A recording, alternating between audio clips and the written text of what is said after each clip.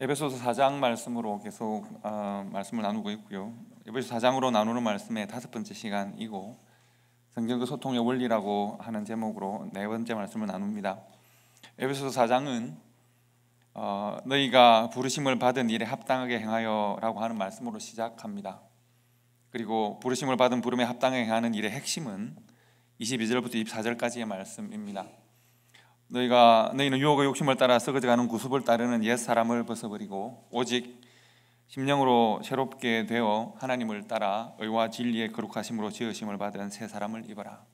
옛 사람을 벗고 새 사람을 입는 이 일이 성도의 신앙생활의 핵심인 것을 에베소서 4장에서 말하고 있습니다. 그리고 이제 25절부터 32절까지는 제가 소통이라는 관점으로 다섯 가지 소통이라는 관점으로 말씀을 나누고 있는데, 오늘은 그 중에서 이제 세 번째까지 말씀을 나누었고 4번째 말씀입니다. 첫 번째는 여러분 기억나십니까? 참된 이웃과 더불어 참된 것을 말하라. 이 참된 것은 복음을 말하는 것입니다. 그러니까 뭐 사실을 말하고 팩트를 말하라 이런 관점이 아니라 하나님께서 우리에게 주시는 하나님의 언어를 사용하는 것을 말하는 것입니다. 두 번째는 우리의 분노의 대화를 맡기지 말라는 말씀이었습니다. 분을 내어도 죄를 짓지 말고 해가 지도록 분을 품지 말라는 말씀은 때로는 우리가 감정에 우리의 대화를 맡겨버릴 때가 많습니다. 감정적 대화가 될 때가 많은데 이것은 어리석은 일이다라고 사탄이 틈을 탈 수 있다는 말씀이 두 번째 말씀이었고요. 세 번째 말씀은 잘못된 삶을 사는 것은 우리가 가지고 있는 전해야 되는 복음을 전하는 일에 방해가 될 가능성이 많습니다. 즉 때로는 메시지보다 메신저가 중요할 때가 있습니다. 우리가 하나님 앞에 교회와 성도로 거룩하고 바른 삶을 살아야 우리가 전하는 복음이 힘이 있습니다. 내가 하는 말은 바른데 왜? 그렇게 우리가 말할 수 있겠지만 사람들은 때로 우리가 하는 말을 듣기보다 우리의 삶을 지켜보고 우리의 인격을 지켜볼 때가 많습니다. 그래서 우리의 전하는 말보다 때로는 우리가 살아가는 삶의 영적 질이 중요하다는 것도 우리가 기억해야 될 소통의 한 방식이라는 것을 말씀드렸습니다.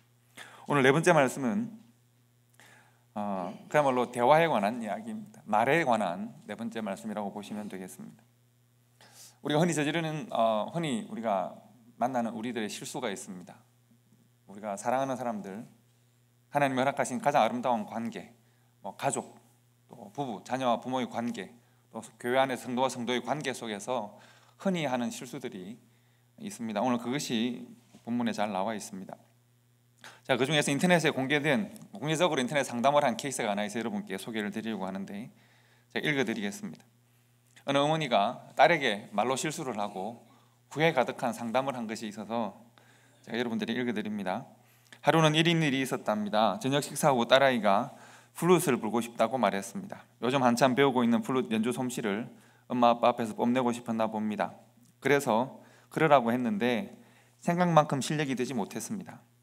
연주를 듣고 무심코 내 입에서 튀어나온 말은 아이에게 심한 상처를 주는 말이었습니다.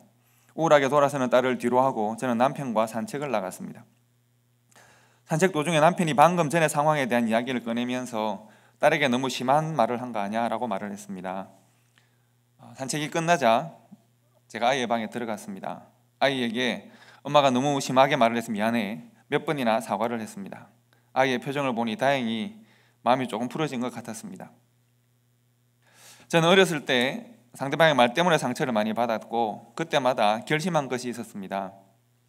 나는 남에게 절대 상처 주는 말을 하지 말아야겠다는 것이었습니다. 그래서 기도할 때마다 내 입술을 지켜주시옵소서 간구해왔지만 아직도 멀었다는 생각이 듭니다. 감정을 억누르지 못한 채 쏟아내는 말, 남이 하니까 나도 같이 따라서 비판한 일, 남의 잘못된 일들을 마치 잘 됐다는 듯이 떠들어댄 일, 실수도 없는 나의 추한 모습이 떠오릅니다. 이렇게 나약한 존재가 나라는 사실에 스스로 부끄러워 고개를 못 들겠습니다. 이렇게 상담을 인터넷에 공개적으로 요청을 했습니다. 근데 제가 이것을 보고 재밌게 생각을 한 것은 이것과 정말 비슷한 상담을 제가 지난주에 하나 했었습니다. 이 어머니도 자녀를 정말 사랑하고 또 신앙도 아주 좋은 참 신실하고 좋은 자매인데 이제 자녀가 대학 입시를 앞두고 있습니다. 그런데 빨리 원서를 빨리 쓰고 에세이를 빨리 써내면 좋겠는데 기간이 자꾸 다가오는데 애가 너무 태평인 거예요. 애가 너무 공부도 잘하고 착한 애인데 성격이 천성적으로 느긋한 애라 엄마는 좀 조급한데 얘는 느긋해요. 그래서 너 안 하니 물어보면 걱정하지 마. 안 하니 걱정하지 마. 일주일도 안 남았고 이제 하루밖에 안 남았는데 너 뭐 하니 걱정하지 마. 그래서 뭐 소위 저도 입시 제도를 잘 모릅니다만 얼리 디시전에 빨리 이제 뭘 내야 되는데 아직까지 안 내고 있는 거예요. 그래서 엄마가 몇 번 이야기를 하다가 참다 못해서 마지막 전날 너 이따구로 하면 대학까지 마 해서 엄마가 딸에게 인생을 이렇게 살면 너 어떻게 되고 너는 이렇게 학교 갈 자격도 없고 너는 뭐 이렇게 쏟아냈습니다. 애가 또 엄마가 너무 갑자기 말을 쏟아내니까 엄마 방에서 나가 뭐 내 집인데 내가 왜 나가 뭐 이런 이야기를 막 서로 막 했습니다. 그리고 이제 방에서 나오고 분을 참지 못했는데 가만히 보면 또 어떻게 보면 딸이 그렇게 잘못한 것도 아닌 것 같은데 또 잘못하고 섭섭하고 이런 말들이 마음에 막 너무 쌓여 있는 거죠. 시간이 일주일이 훅 지났는데 엄마는 서로가 서로에게 눈도 안 마주치고 있는 듯이 없는 듯이 슥 지나가고 이러니까 딸은 성격이 원래 느긋한 친구라 그냥 엄마가 그러려니 하고 지나가지만 엄마 마음은 또 조급해서 얘가 원서를 썼는지 얘가 뭘 했는지 묻고 싶은데 딸이 대답을 안 해주니까 상담을 요청해 온 거죠. 특별하게 잘못한 것도 없고 특별하게 잘한 것도 없고 뭐 그런 것 같은데 관계는 상처가 깊이 패이고 장벽은 높아지고 대화는 안 되고 뭐 그런 상황인데 어떻게 하면 좋을까요? 뭐 이런 겁니다. 혹시 여러분도 이런 거 경험하신 적이 있으십니까? 살짝만 저한테 눈빛만 주시면 제가 혹시 이런 일이 있으십니까? 특별하게 사실을 잘못이 있는 것이 아닌데 대단한 범죄의 사실이 있는 것도 아닌데 우리가 서로 말로 서로에게 주고받다 보니 화가 나고 해서 관계가 어려워지는 경험들 사실 우리가 자주 하는 경험들입니다. 오늘 말씀을 보시면 말에 관한 이야기입니다. 무릇 더러운 말은 너희 입 밖에도 내지 말고 이렇게 시작합니다. 와, 이건 굉장히 강력하게 들립니다. 여러분 더러운 말 어떤 말이 더러운 말일까요? 욕하지 말라 뭐 이런 것일까요? 지금 이 말씀은 에베소서의 말씀은 교회와 성도에게 주신 말씀입니다. 저도 기본은 다 되어 있다는 이야기입니다. 어떤 기본이 되어 있을까요? 서로 거짓말을 하거나 서로 뭐 쌍욕을 하고 그러지 않을 겁니다. 그런 말씀이 그런 것을 하지 말라는 말씀이 아니고요. 뭔가 지금 이 말씀에서 의미하는 바들이 있습니다. 여기서 말하는 더러운 말은 한글로 번역할 때 더러운 말이라고 표현했지만 영어 성경을 보시면 좀 더 쉽게 이해할 수 있습니다. 영어 성경은 어떻게 되어 있냐면 Do not let any unwholesome talk라고 했습니다. Unwholesome talk. unwholesome이라는 말이 무슨 말인가 하면 여러분 우리가 주변에 보면 요즘 홀푸드가 유행이잖아요. 어떤 푸드 홀푸드이죠? 소위 말하는 건강식이에요. 그러지 않나요? 오게닉으로 된 건강식 홀푸드가 유행인데 unwhole 하면 뭘까요? 건강하지 않은 이에요. 그러니까 unwholesome 하면 좀 뭔가 건강하지 않고 뭔가 해로운이라는 뜻입니다. 그러니까 무슨 말인가 하면 해로운 대화를 하지 말라는 말이에요. 그러니까 더러운 이렇게 표현하니까 뭔가 막 욕인 것처럼 들리지만 그것이 아니라 대화를 할 때 해롭게 하지 말라는 거예요. 상처를 방일생하게 하지 말라는 거예요. 건강하지 않은 대화를 하지 말라는 거예요. 이것을 NIV 성경에서는 do not let any unwholesome talk이라고 했지만 킹 제임스 버전에서는 이것을 corrupt라는 말은 오염된 뜻입니다. corrupt communication이라고 했습니다. 그러니까 대화를 오염시키지 말라는 거예요. 그렇게 번역이 되어 있습니다. 그러면 무엇이 과연 건강하지 못하고 뭔가 오염되는 그런 대화일까? 말씀드린 대로 우리가 진실을 말해야 하고 하나님께 주시는 하나님의 언어로 말을 해야 하는 의무는 우리가 이미 앞에서 말을 했습니다. 그래서 이 말은 악의를 가지고 거짓된 말을 하는 것을 말하는 것은 물론 아닙니다. 성도가 교회가 또 가족들이 또 사랑하는 관계에 있는 사람들이 충분히 발생할 수 있는 건강하지 못한 대화의 가능성에 관한 이야기입니다. 여러분 우리가 건강하지 못한 대화를 할 가능성이 있을까요? 예를 들면 가족 간의 대화의 결과가 건강하지 못한 대화가 있을까요? 크게 뭐 가치의 문제로 다툰 것도 아니고 옳고 그름의 문제가 대단히 아님에도 불구하고 대화의 결과가 관계를 해치는 일이 있을까요? 있지 않을까요? 예를 들면 저는 이 상반된 두 가지가 있다고 생각합니다. 예를 들면 하나는 굉장히 옳은 말인데 날카로울 수가 있고, 틀린 말인데 부드러울 수가 있습니다. 뭐 이렇게 틀리고 이렇게 좋지 못한 말인데도 부드럽게 들릴 수도 있습니다. 여러분 어느 편이십니까? 예를 들면 옳지만 날카로운 말들이 있습니다. 예를 들면 앞에 예를 우리가 봤던 두 어머니의 말들입니다. 아마도 자녀는 정말 플룻의 소질이 없을 수도 있습니다. 아마도 자녀는 연습을 제대로 안 했을 수도 있습니다. 그런데 다만 플룻을 분다는 데 기뻐서 엄마 아빠 앞에 자랑을 하고 싶었을 수도 있습니다. 그런데 부모 입장에서는 만족스럽지 못할 수도 있지 않을까요? 너 정말 소질이 없구나. 너는 보니까 안 될 것 같아. 연습을 하려면 제대로 했어야지. 이런 말을 할 수도 있습니다. 누구 말이 옳을까요? 옳고 그러면 엄마 말이 당연히 옳겠죠. 너 입시를 준비하는 애가 이게 뭐야? 좀 준비를 제대로 했어야지. 인생이 얼마나 중요한 때인데. 엄마 말이 다 옳습니다. 문제는 옳지만 두 어머니의 말이 unwholesome일 수 있는 것은 그 말이 날카롭기 때문입니다. 사실은 부모들도 그 나이 때는 못했던 말을 부모가 자녀에게 강요하는 것일 수도 있습니다. 저는 가끔씩 그 생각을 합니다. 제가 막 우리 애들한테 너 이렇게 하면 안 되라고 말을 할 때 가만히 고민해 보면 나도 어릴 때 그랬습니다. 저도 어릴 때는 가끔씩 우리 아들이 나보다 나은데 뭐 이럴 때도 있습니다. 여러분은 그럴 때 없으십니까? 제 어릴 때 생각해 보면 얘들이 저보다 훨씬 나은데 제가 막 마치 저는 퍼펙트맨인 것처럼 막 애들을 지적할 때도 있습니다. 어른의 눈으로 보면 당연히 자녀들이 그럴 수 있습니다. 내 입장에서 보면 다른 사람은 다 틀렸을 수도 있습니다. 사실 알고 보면 우리들의 연약한 삶에는 알고 있지만 안 되는 일들이 참 많습니다. 하고 싶지만 못하는 것도 많습니다. 그래서 어떤 사람에게 다른 사람에게 말하지 않아도 지적하지 않아도 시간이 지나면 해결될 많은 일들을 비판하고 비난하기보다 의견을 나누고 일정한 거리를 두고 기다려주는 것이 좋을 때가 많습니다. 그것은 지혜에 해당되어지는 일입니다. 사람과 사람의 정서적인 혹은 심리적인 거리는 너무 가까우면 상처가 되고 너무 멀면 서로 소외감을 느끼게 됩니다. 옳지만 날카롭다라고 하는 말을 여러분 잘 생각해 보십시오. 옳지만이라는 말은 누구 생각이 옳다는 이야기입니까? 말을 하는 내 생각이 옳다는 이야기고요. 날카롭다는 말은 누가 생각이 날카롭다는 말이겠습니까? 듣는 입장에서 날카롭다는 이야기입니다. 옳지만 날카로운 이야기들을 서로 주고받게 되면 옳은 일들이 우리에게 발생할까요? 아니면 서로 상처받는 일이 발생할까요? 옳지만 날카로운 말들을 엄청나게 주고받고 나면 아마 다 쓰러져서 일어나지 못할 가능성이 많습니다. 옳은 정의가 살아나는 것이 아니라 서로 상처와 고통이 남게 되는 일들이 많다는 이야기입니다. 그 반대의 경우도 있습니다. 틀린 말인데 귀에 듣기 좋은 말들이 있습니다. 정말 조심해야 될 말들입니다. 옳지만 날카로운 말들이 상처를 남긴다면 틀린 말인데 귀에 듣기 좋은 말은 삶을 부패하게 만듭니다. 이 한자성어로는 교원영색이라고 하죠. 교원영색, 공자가 했던 말입니다.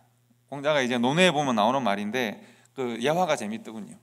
황새가 산골짜기에서 새끼를 몇 마리 이렇게 키우고 삽니다. 그런데 먹이를 좀 가져와야겠는데 날아가면 주변에 짐승들이 이렇게 위험해서 멀리 가서 모이를 구해오지 못합니다.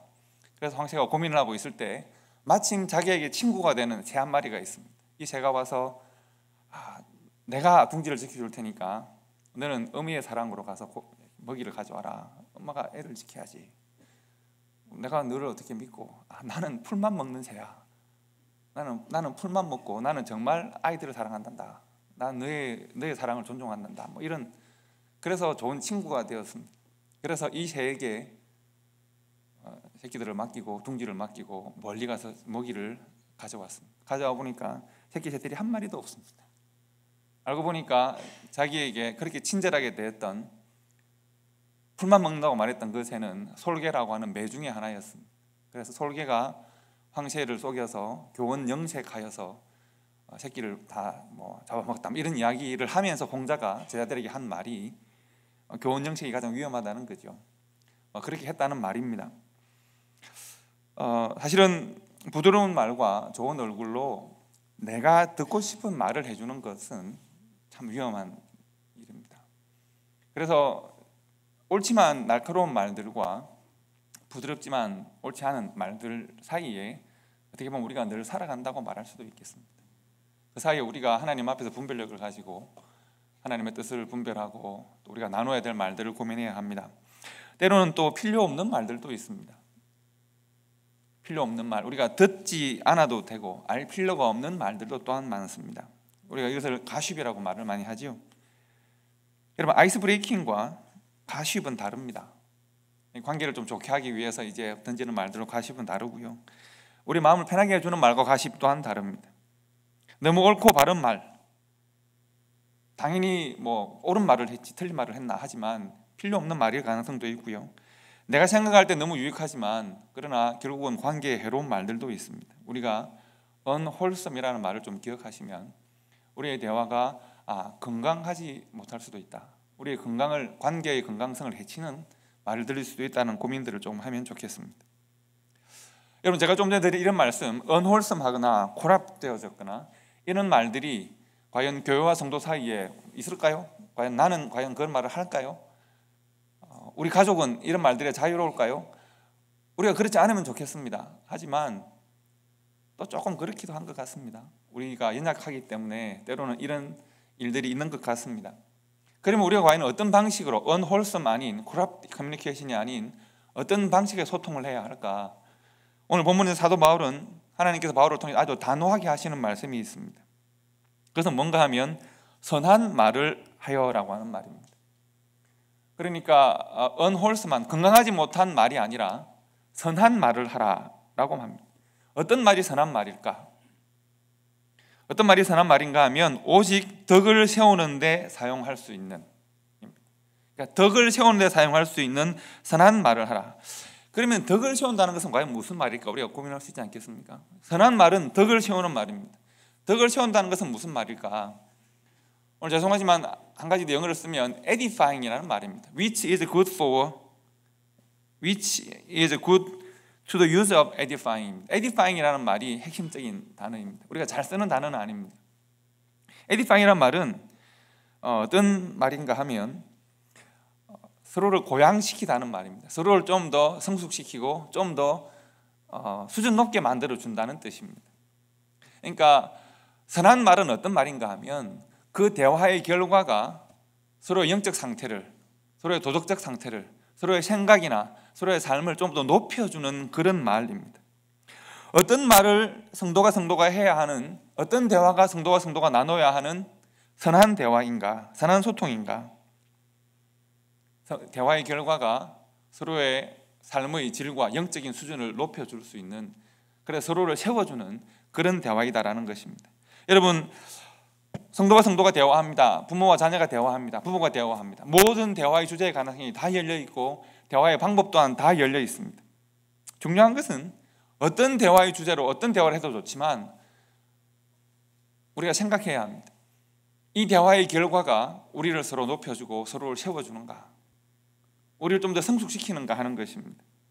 나는 분명히 옳은 말을 했는데 상대방이 시험에 빠질 수도 있고, 나는 내가 하고 싶은 말을 했는데 상대방은 고문에 빠질 수도 있으니까요.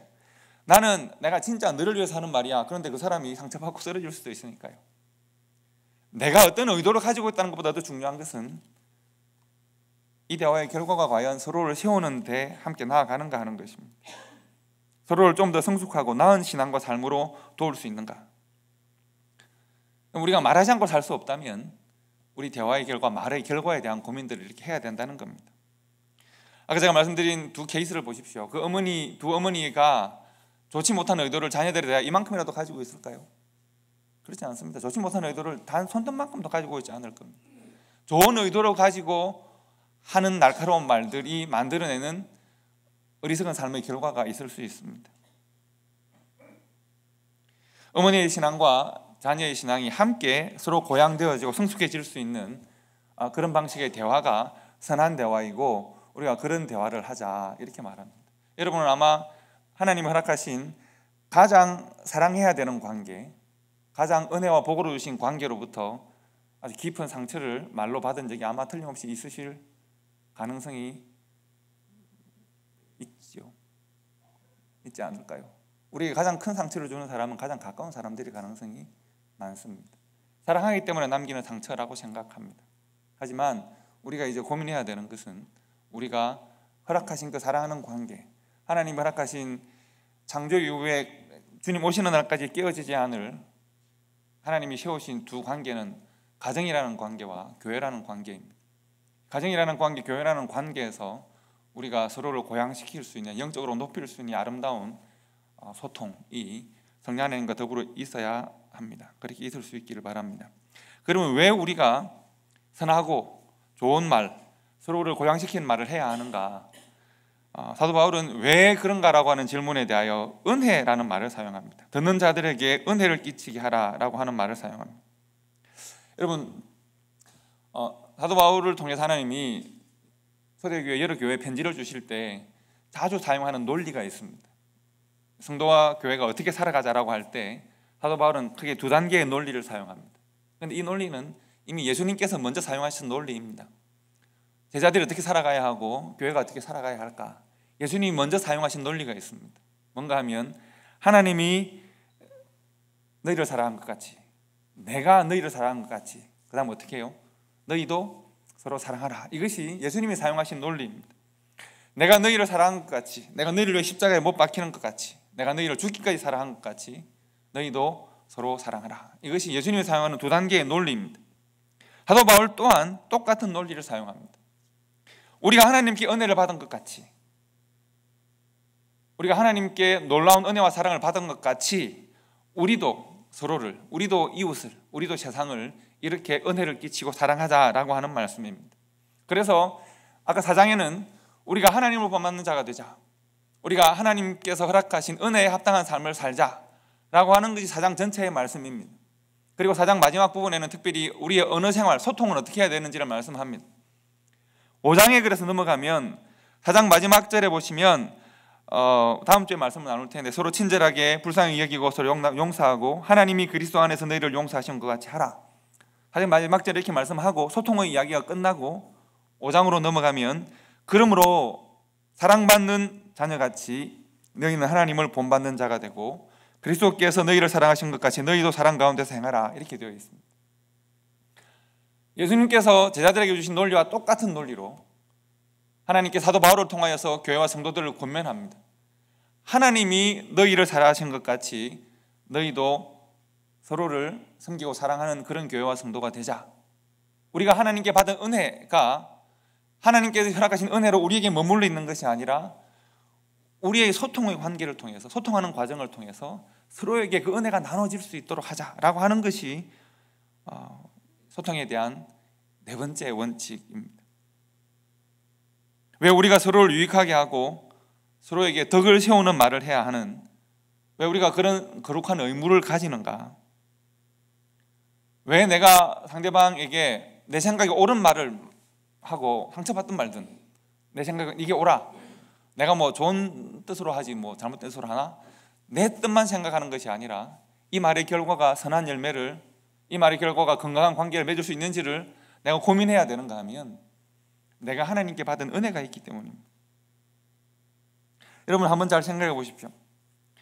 사람은 하나님께 지원받고 난 이후에 하나님에 대하여서 수많은 잘못된 방식의 소통을 해왔습니다.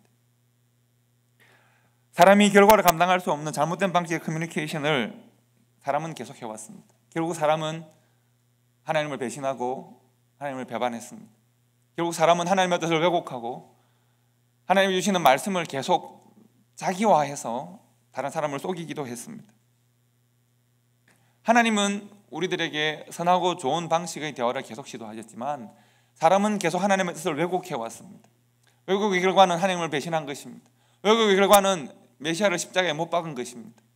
사람은 그런 방식으로 계속 하나님과의 소통을 왜곡시켜왔지만 하나님은 하늘의 뜻으로 이 땅 가운데 임하시는 하나님의 소통의 방식을 포기하신 적이 없으십니다. 하나님의 소통의 방식, 그 핵심은 바로 십자가에 있고 성령을 보내신 데 있습니다. 하나님께서는 그 방식의 소통을 단 한 번도 포기하신 적이 없습니다. 그래서 우리가 은혜를 생각해야 합니다. 하나님의 소통의 방식은 은혜라는 말로 설명됩니다. 하나님은 우리들에게 은혜를 베푸셔서 은혜의 소통을 허락하셨습니다. 이제 내가 하나님께 받은 그 은혜를 기억하고 하나님께서 나에게 포기하지 않으시는 그 소통의 방식을 내가 기억하고 우리 또한 다른 사람에 대하여 하나님의 은혜가 나타나는 방식의 소통을 하자라고 하는 것이 오늘의 권면입니다. 내가 받은 은혜가 이웃들에게 전달되고 내가 받은 사랑 이웃에게 스며들 수 있어야 합니다.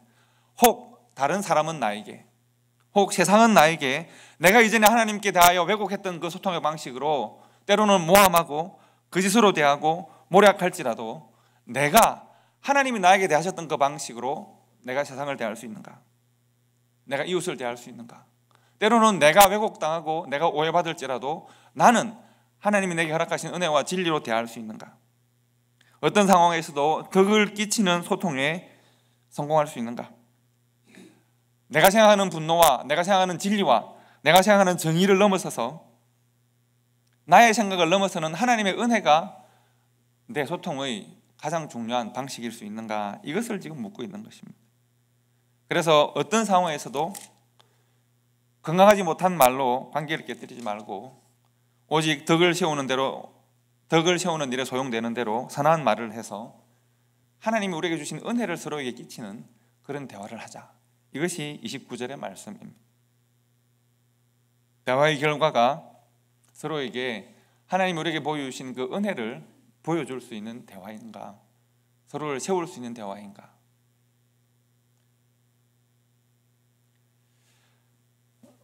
그러나 우리가 이 아름다운 영적 의무를 저버릴 때가 있습니다.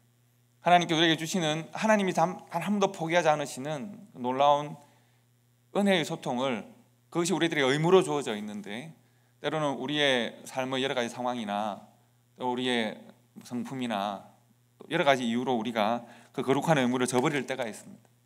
바로 그것을 사도 바울이 지금 경험하고 있습니다. 사도 바울은 오해를 받습니다. 사도 바울은 모함을 당하고 모략을 당하고 그의 사도성에 대하여 폄훼를 당합니다. 그리고 에베소 교회에는 성도와 성도 간의 다툼이 있습니다. 빌립보 교회도 성도와 성도 간의 다툼이 있고요. 각 교회에도 초대 교회에는 어려움들이 많이 있었습니다. 성도와 성도 간에 열심히 서로 충돌하고 개인으로 보면 모두가 다 좋은 신앙인인데 열심히 믿고 헌신하는 성도인데 서로가 잘 소통하지 못합니다.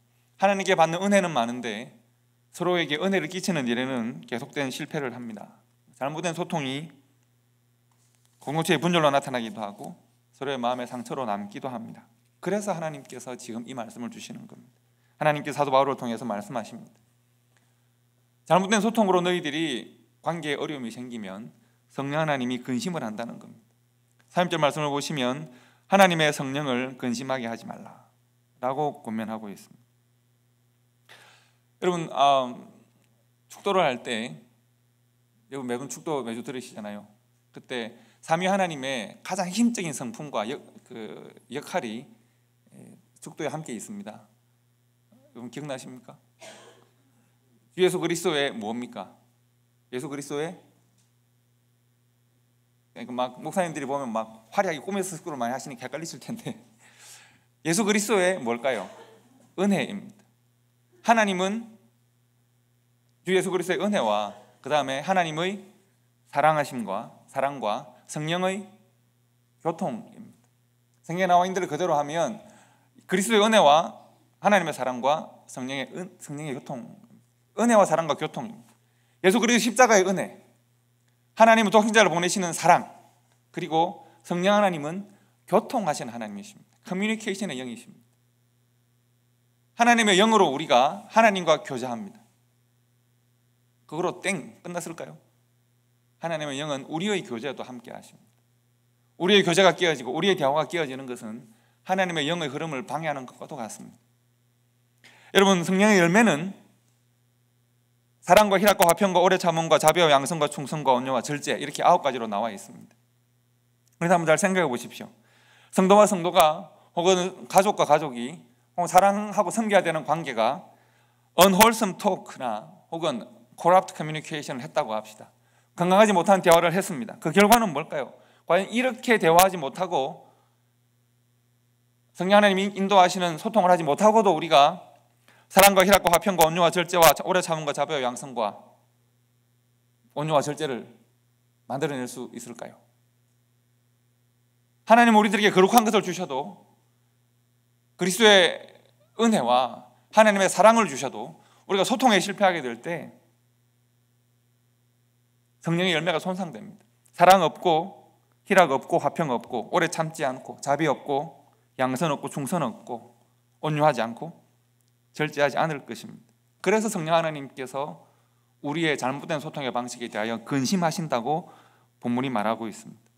우리가 건강하지 못한 말을 하고 우리가 덕을 세우지 못하고 서로에게 선한 말로 은혜를 끼치는 일에 실패할 때 그것은 성령 하나님의 흐르심 앞에 우리가 가로막고 서 있는 것이나 마찬가지입니다. 심각한 영적 침체에 빠지게 됩니다.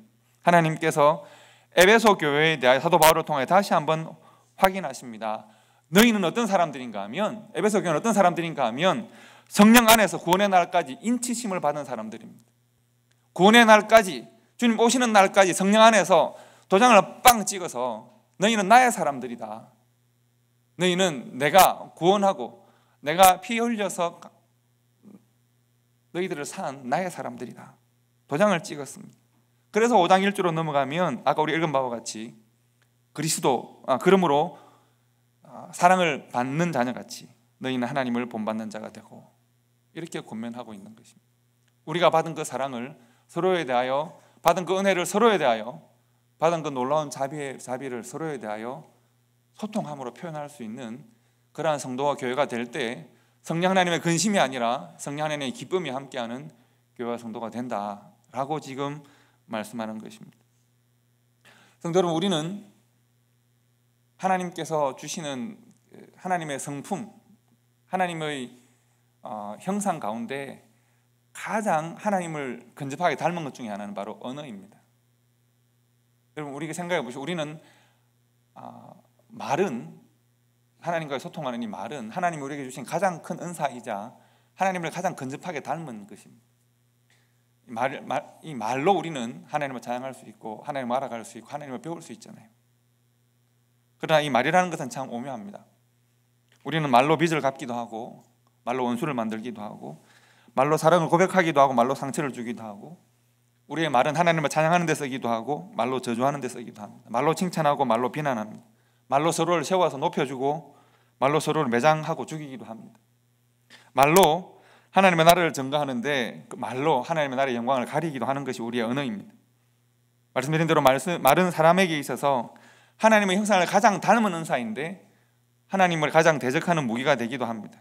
우리가 기억해야 합니다. 우리에게 이 언어를 허락하신 하나님은 구원의 날까지 여러분과 저를 인치셨습니다. 도장을 찍으셨습니다. 무엇에 대한 도장을 찍으셨을까요? 우리를 구원받은 자로 도장을 찍으셨다고 했습니다. 그러므로 우리는 우리의 소통이 하나님의 우리를 향한 소통과 닮아야 할 영적 의무가 우리에게 있습니다. 우리의 언어가 하늘을 닮아야 합니다.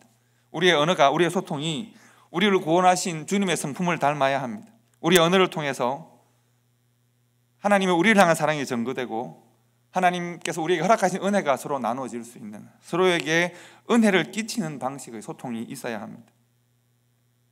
하나님을 가장 닮은 성품으로 하나님을 가장 닮게 전할 수 있는 그런 교회와 성도가 될 때 우리가 어떤 어려움이나 어떤 고난도 훌쩍 넘어설 수 있는 영적인 힘을 우리가 가지게 되고 가정도, 교회도, 성도의 개인의 생활도 서로를 고양시켜주고 높여주는 이 언어들로 말미암아 하나님 안에서 더욱더 하나님을 기쁘시게 하는 삶을 살아갈 수 있게 될 것입니다. 우리의 모든 소통에 성령 하나님의 인도하심이 함께하기를 바라고 하늘로부터 내려오는 강물과도 같은 성령 하나님의 그 소통의 은사가 우리를 거쳐서, 교회를 거쳐서, 우리 가정을 거쳐서 세상 가운데 메마른 세상을 적실 수 있는 우리의 은혜가 함께하기를 주님의 이름으로 축복합니다. 기도하겠습니다.